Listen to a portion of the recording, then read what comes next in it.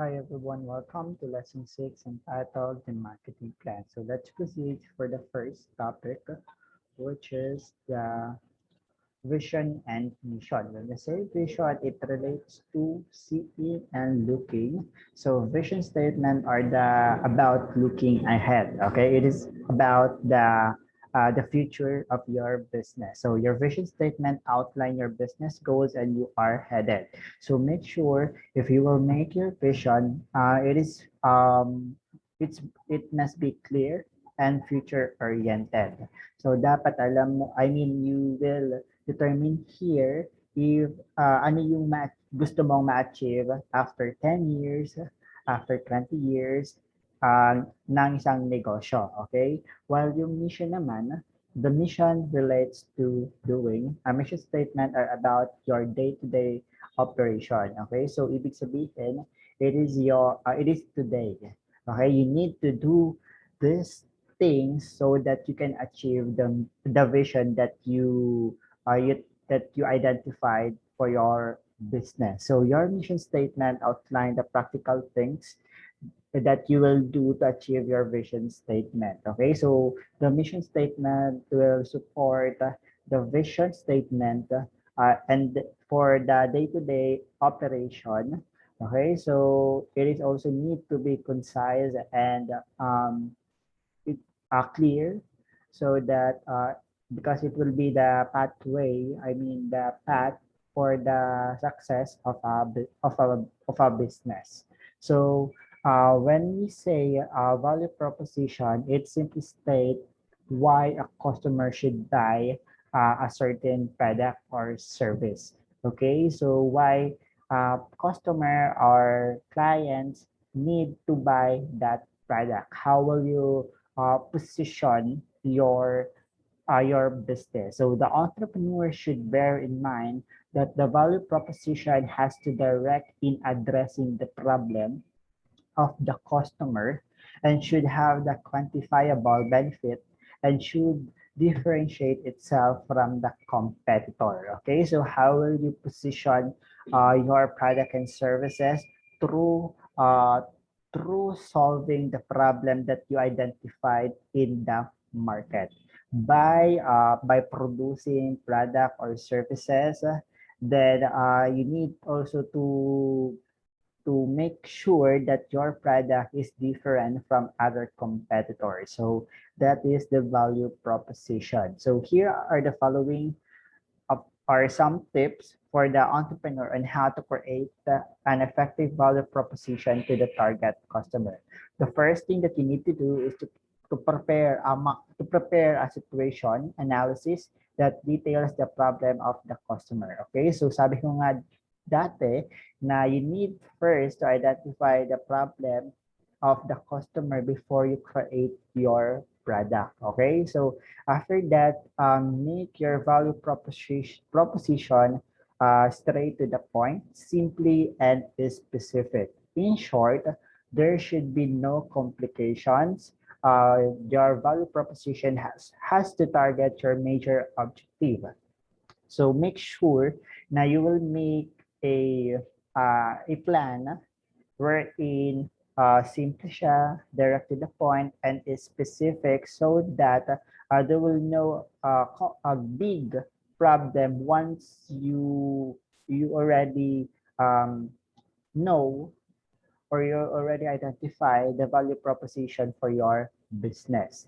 And once now you identify it clearly and specifically, we can get the target objective of our business. After that, you need to highlight the value of your products and services so that customer will get what benefit you can provide. So the value proposition or how will you position your product to the customer must be must highlight the uniqueness of your product and services from other competitor. Okay, you need to identify kung ano ba yung unique side ni produkto at serbisyo mo or yung benefit na makukuha nila once they they try to use the product or services. Next is to adapt the language of your market. Okay, so if you will make a value proposition, make sure na yung maiintindihan ni market or ni potential buyer or ni yung mga target buyer natin. So ensure that your target market understand clearly what you are trying to say and avoid putting unnecessary and inexplicable phrases. Then after that, we need to add credibility enhancing elements such as actual testimonial from customer, partners, and etc. So putting a specific assurance element and social acceptability metrics found in social media or press material. So we can achieve an effective value proposition once na there's a testimonial from other people, okay? Na yung produkto or serbisyo na natin provide natin from the market is very effective and very satisfying once they purchase the product or service. So the last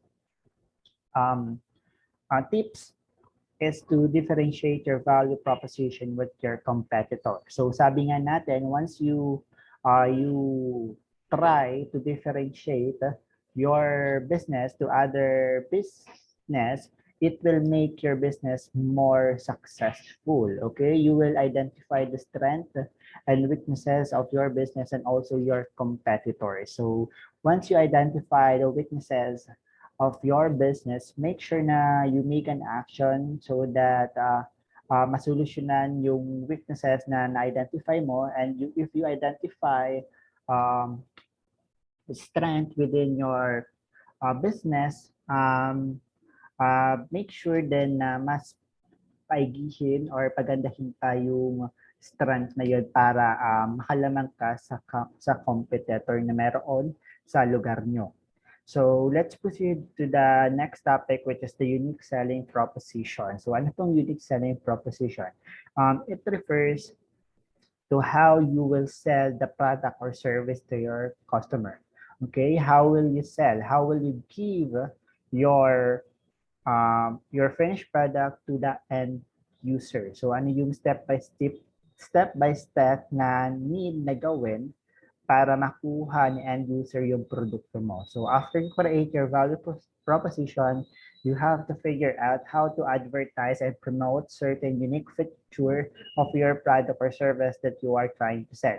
So by the way, if you will make a promotion such as advertisement through radio or tarpaulin, make sure na nilalagay mo doon sa tarpaulin or radio advertisement is yung unique side or yung unique feature ni product and services na wala yung ibang kalaban.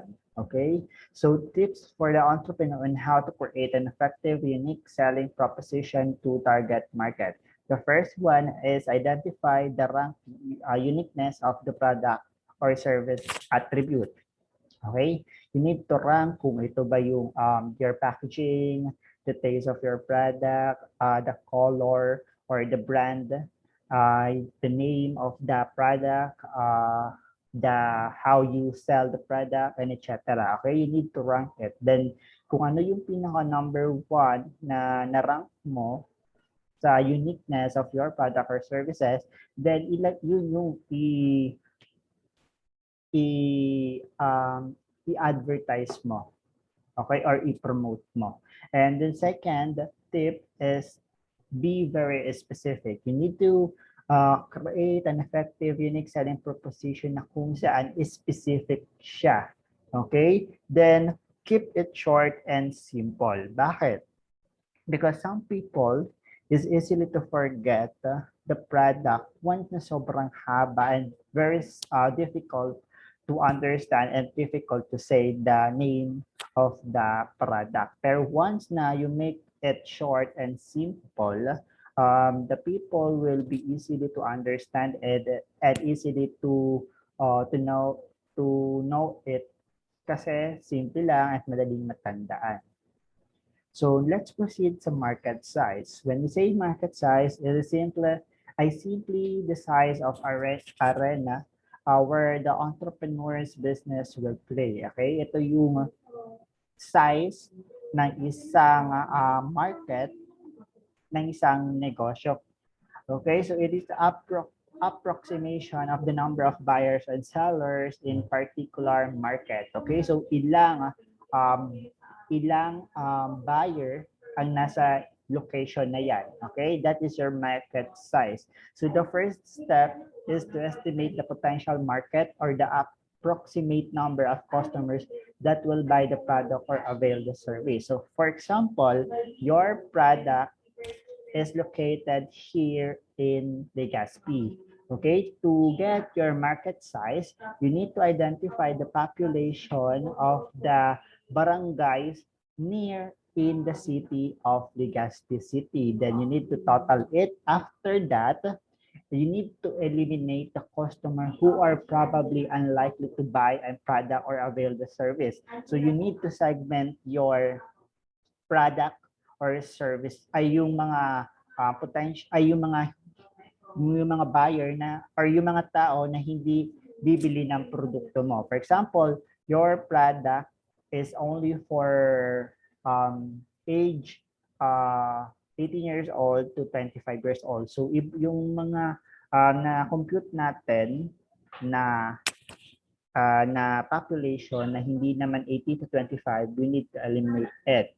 So yung 1-year-old up to 14 years old, I mean 17 years old, and yung mga 26 up to 100 years old, we need to eliminate them and itira natin yung 18 to 25 years old. Okay, so the last step that we need to do is to estimate the market share, which is plotting and calculation of competitors' market share to determine the remaining portion of the new venture. So to calculate the market size, we need to determine who is our competitor, yung mga kalaban natin na kung saan they are selling same product or selling same service in same location and in same market.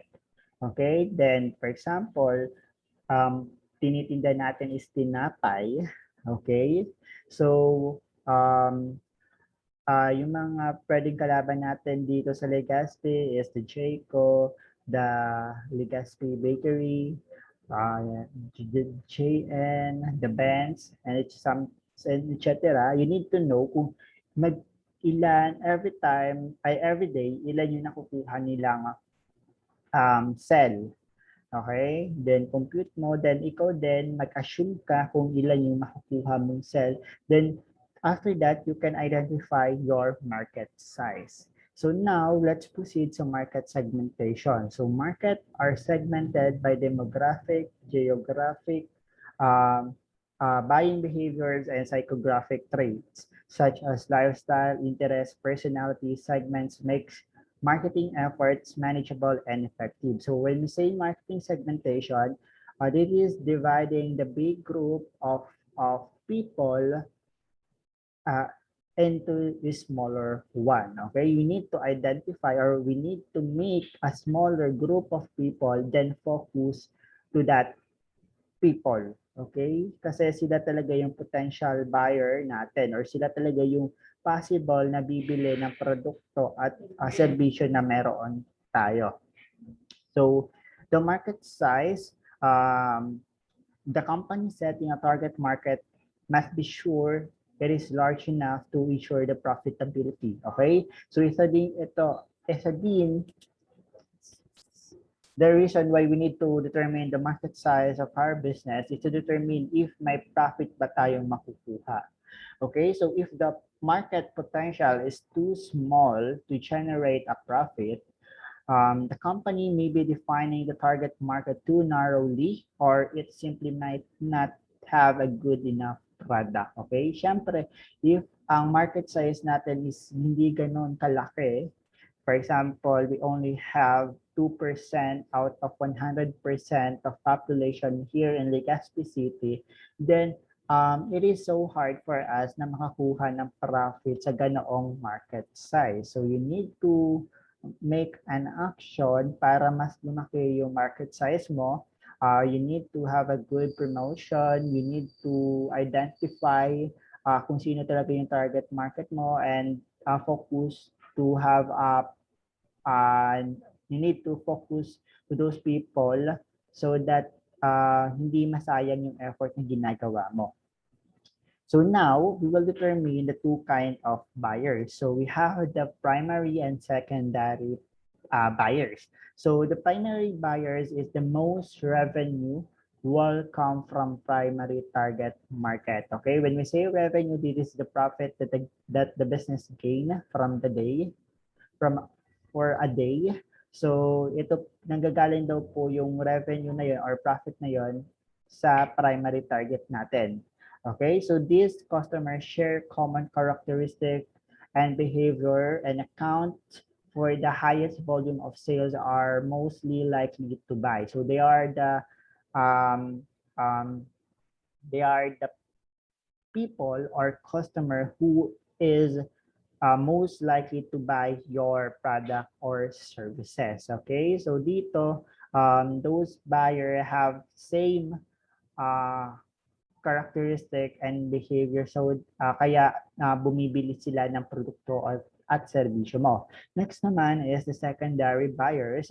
So, the secondary market includes the future primary buyers. So, ibig sabihin nito, ito po yung pwedeng posible na primary buyers mo. Okay? Kaya tinawag na secondary buyer. So, we need to have a good communication skills or promotion strategy so that those secondary buyers will become a primary buyer. So those buying at a high rate within a small segment, the people who influence primary buyers. So their characteristic and buying behaviors usually differ from those of the primary market. So etong secondary buyers, kaya daw sila natawag na secondary buyers because na influensahan po siya ni primary buyers na bumili ng produkto at serbisyo sa iyong sa negosyo mo.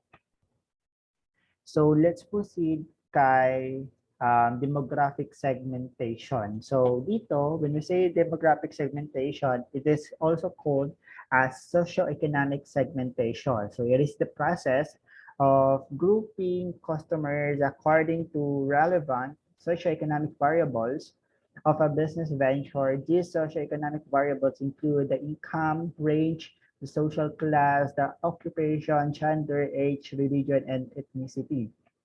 Okay, so you will segment your customer through demographic segmentation. Okay, so for example, if yung produkto mo ba, or you will segment a customer through gender, okay? Yung produkto mo ba is only for male or only for female or pwede both? Okay? So yung produkto mo ba is for age 1 year old to 10 years old or 10 years old and above? So yun yung demographic segmentation.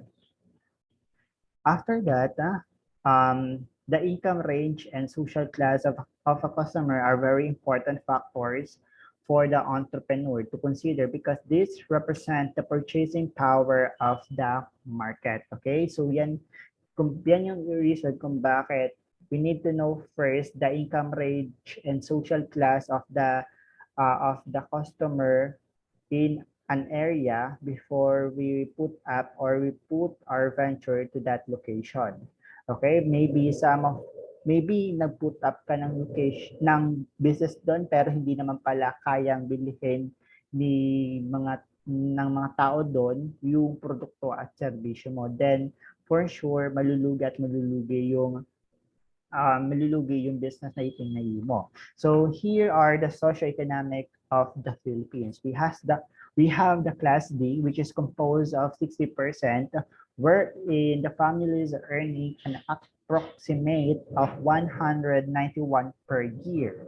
Okay, imagine 60% po siya, sila po yung class D.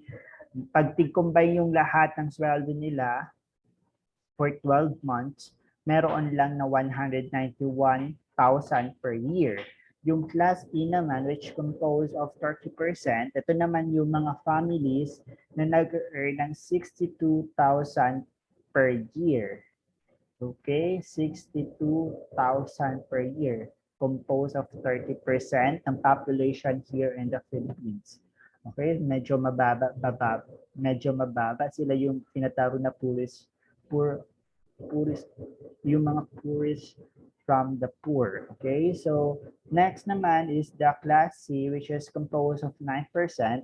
So ito naman yung mga families earning 603,000 per year. So medyo may kaya yung pamilyang ito. And last, which is the Class AB, which only composed of 1% out of 100. These are the families earning 1,857,000 per year. So ito yung mga tinatawag na elite family. Okay, wherein kayang-kaya nilang bumili ng gusto nila. They can afford what they want. Okay, so that is the socioeconomic of the Philippines. So let's proceed naman sa topic natin na occupation and gender age group. So yung occupation naman should also be considered not just to determine the customer's income, but also their daily routine where goods and service can be properly positioned. Okay, so the occupation, ito kasi once na mag-put up tayo ng ng um, ng business sa isang lugar, we need also to make a research kung ano yung mga trabaho doon sa lugar na yon. Okay? For example, your business is laundry shop, okay, sa isang lugar. So saan ka pwede or anong klaseng tao ang pwedeng mag-avail ng laundry shop mo? Okay? Pwede ka put up ng laundry shop na malapit sa mga mag-aaral or mga students na nagbo-boarding house, or pwede ka din mag-put up ng laundry shop na um, malapit sa city, wherein ang mga tao doon is very busy person and they don't have much time para maglaba ng kanilang damit. Okay, so your laundry shop will be a good business once na nag-research ka about the occupation of the people na malapit located sa area mo. Next is the gender and age group. So data that must be mined because the life cycle of customer and their gender influence their buying behavior. Okay, so it's very important because nakadepende po sa gender natin and sa edad natin kung ano yung bibilihin natin na produkto at serbisyo. Kung dati, nung bata tayo, we love colorful and nice toys, pero habang tumatanda tayo, nagbabago yung gusto and needs natin. So we're into technology na. Pag dumating kayo sa edad na 15 to 30 years old. Pag 30 years old to 40 years old, gusto mo na ng kotse, sasakyan, bahay. Okay, so parang ganun po. So sex and age group. So the potential product or service demand. So yung male teenager na ages 13 to 19, yung product na usually na tigpabay nila is trendy clothes, rubber shoes, soft drinks, prepaid cellphone loan, and sport apparel. Yung service na pwedeng i-avail nila is cool hangout places, the gym, and barbershop.